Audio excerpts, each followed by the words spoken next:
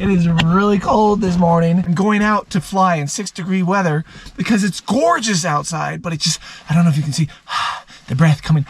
Yeah, mittens. You can't really fly a drone with mittens. It is cold. And I've got the Mavic, well, it's not the Mavic, but the Dji Mini 2 with me, and we're gonna see how it flies in really cold conditions. So if you're interested in that, stay tuned.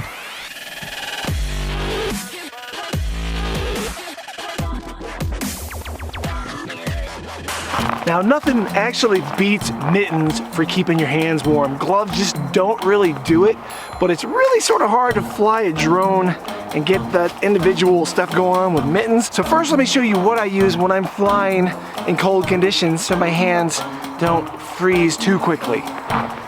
These are glove liners that Burton sells. They are super grippy, if you can see that. And believe it or not, they are completely touch sensitive everywhere. They fit really tight and they keep your hands pretty darn warm in conditions like this. Now, if it was overcast or snowing right now, these might not be enough to cut it, but with the sun out in these conditions, these are more than enough glove, and them being completely touch sensitive and grippy, it's just great for setting up the drone as well as flying the drone, because you can hit anything on your phone and it just works. If you do need some gloves to fly in colder conditions, check the description below and I'll have a link to these. I know they're not drone specific gloves, they are snowboarding slash type gloves, but obviously they're just gloves. They're also awesome to drive with because the grip on their steering wheel, it's a lot of fun. First thing you want to do is keep your drone somewhere warm, and mainly your batteries somewhere warm. I keep mine in my pocket. I only have the one battery for the Mini 2. If I was using something else with more batteries, they would be in the car or in a bag that was a little bit warmer than just being outside today. This is a strap that actually was for the Mini 1, but it does work with the Mini 2. You can put it on the bottom side, and it actually goes on the top side a lot easier. It clamps on right there just as easy. Whatever I put it on, but it works on both sides. So this little guy, I mean, he's little. If you haven't seen one of these are tiny. I know they're under 250 grams, and I still need to take the stickers off, but we're gonna get some beautiful shots today. So same thing with the controller, you gotta set it up, take the sticks out, and the nice thing is you can use those little rubber grippers, really hold on to those sticks pretty well, which minimizes your chance of dropping them down in the snow, because that would suck. This is the same controller that comes with the Air 2, which is a great controller. The way that it gets your phone back in with the case on it, up on top, just by sliding it in this guy. If you're looking for more Mini 2 videos and extreme conditions, because as much as it's cold right now, these aren't really extreme conditions, make sure you check out that video right there that I did where the winds are blowing up to 55 miles per hour. Look at that. It's doing it.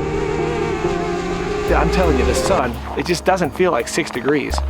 It's pretty amazing. So slap that phone in there, hook your little wire up, make sure you turn that on. And now here's the nice thing, is it's all touch sensitive with these gloves. So you can, well, you guys can see this.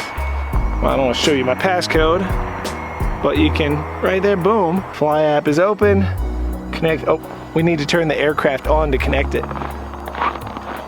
Double tap on the bottom. Battery should be warm, it's been sitting in my car.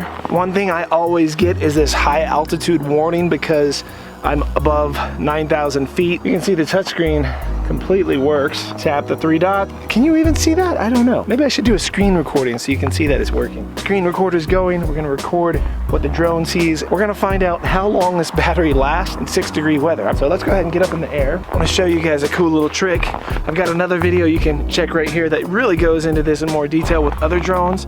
But if you pull your thumbsticks together, you can start the props.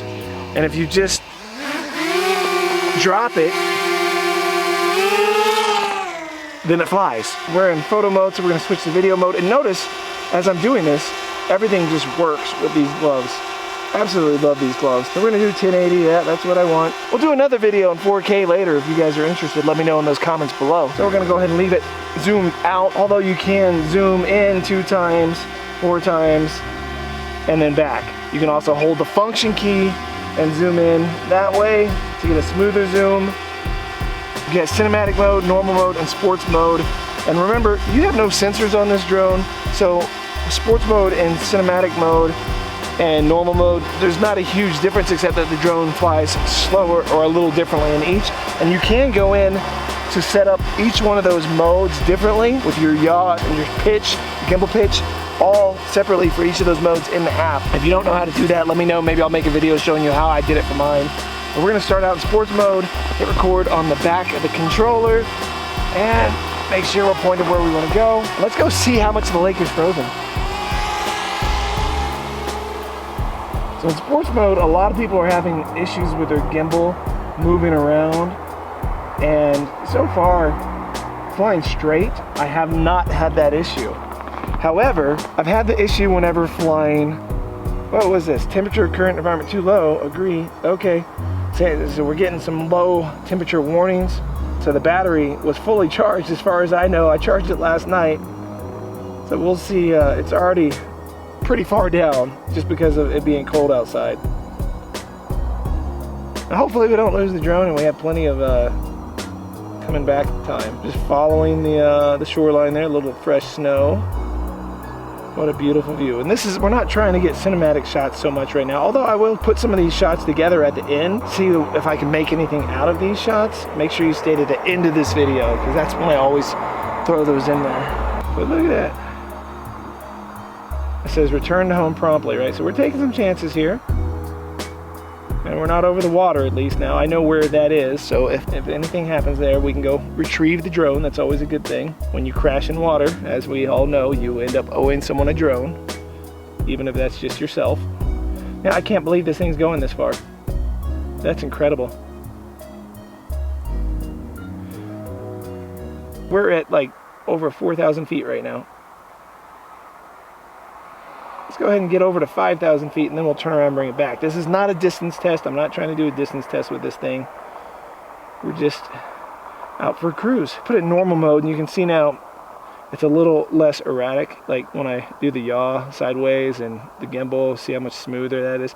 I do need to slow my yaw down. So we hit 5,000 feet. So let's go ahead and turn it around. Whoa, that's weird. Let's go ahead and throw it back in sports mode. And you saw the gimbal pitch move when we first put it in sports mode, but let's see if it stays solid on the way back here. We'll adjust our gimbal up a little bit. And what a beautiful shot that is. So it's not real steamy. Usually at this temperature, the lake will be steaming like crazy. It just looks like fog coming up everywhere. It's still a beautiful, beautiful, beautiful shot. You can see the battery here by touching the top. Look at these gloves, just working no problem. We've got 4 minutes until, well, it's changing constantly. So then we start moving again and the gimbal dropped. But once you get moving, it seems to stay. I readjust it. And when I get back over here, I want to experiment with that. The drone is actually right there behind me. Right over there. Whoa, whoa, whoa. Beautiful, beautiful shot. And you can see there's a lot of ice fishers over here. Let's go ahead and zoom over there and check them out, right? This part of the lake freezes pretty early, so you get a lot of ice fishermen over here. Oh my, my, my. What a beautiful place. I really should just take this thing around and go capture some cool stuff and share it with everybody. So this is all stock setup. I haven't had a chance to really go in and tweak it like I do all my other drones. Your yaw should be a little smoother. It's a little smoother. I would still slow it down some, to be honest, especially if you're cinematic. Now that we're over here and we don't have to worry about hitting the mountainside, let's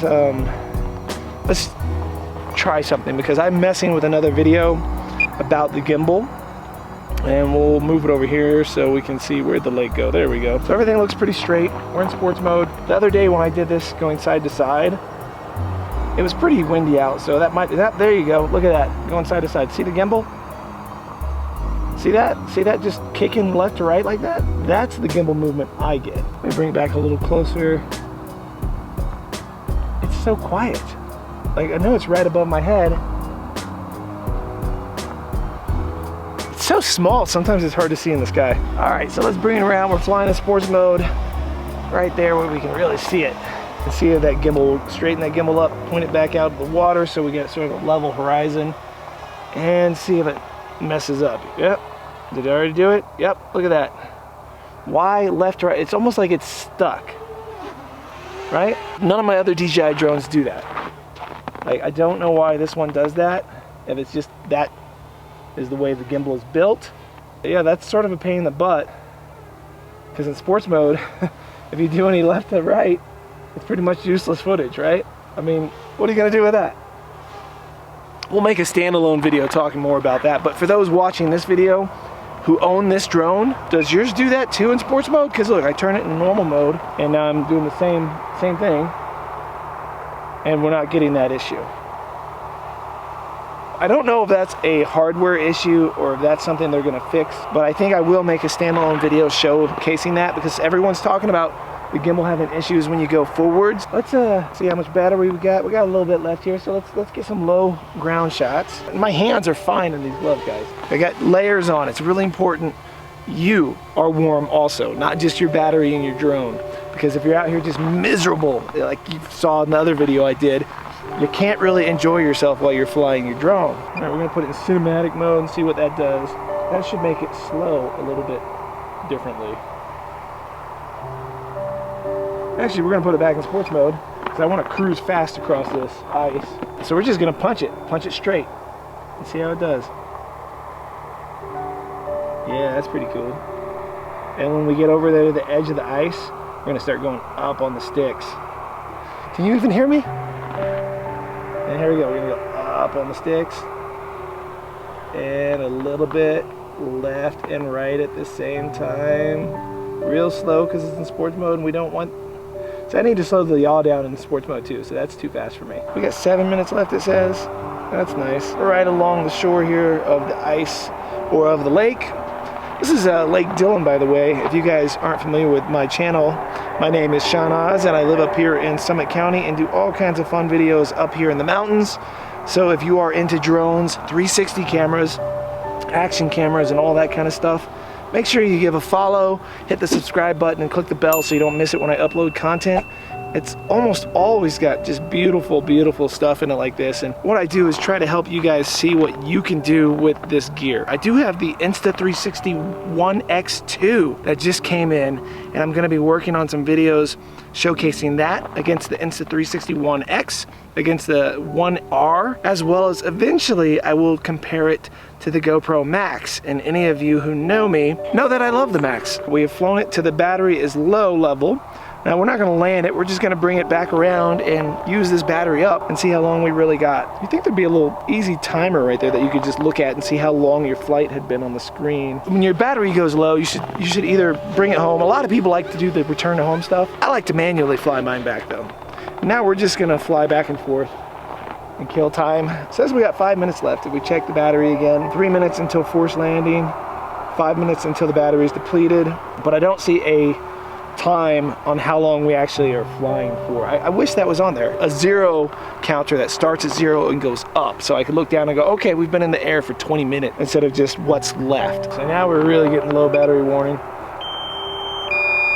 Put it in sports mode, do a quick turnaround here, bring it back, because if it lands on the ice there, it's too thin for me to walk out that far on it. So we'll at least get back over here to the land. Yep, we're good. And it's just gonna beep until it tells us it's gonna force it to land. So let's bring it low. Ooh, right back at us. Here we come in hot right there.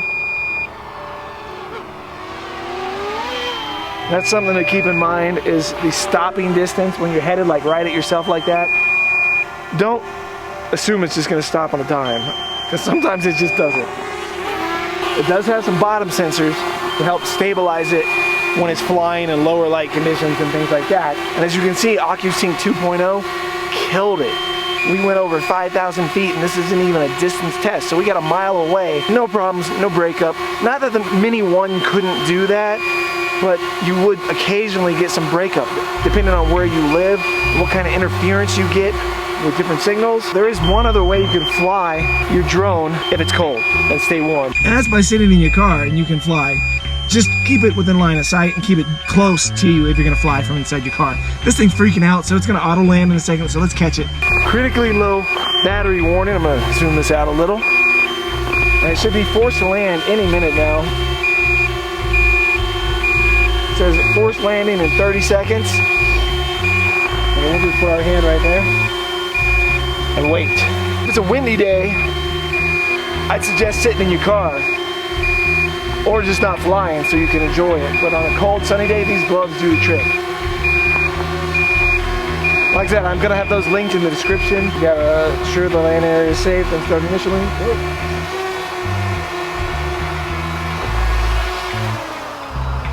It was going down no matter what. 16 minutes, really? That's all we got? You can see in the colder conditions, fully charged battery, we did not even hit 20 minutes with this guy, which might make me rethink my original idea of just having one battery for this drone. Is 16 minutes really long enough to get the shots that I want? And make sure you subscribe to the channel to find out if I end up buying more batteries, and pay close attention to upcoming videos because I am gonna be giving away an Insta360 1X camera. Now that I've got the 1X2, I thought I could give back to the community, so make sure you're following the channel because you will need to be subscribed to be able to win that. We'll see you guys in the next one, and good luck to all those who are hoping to win that camera.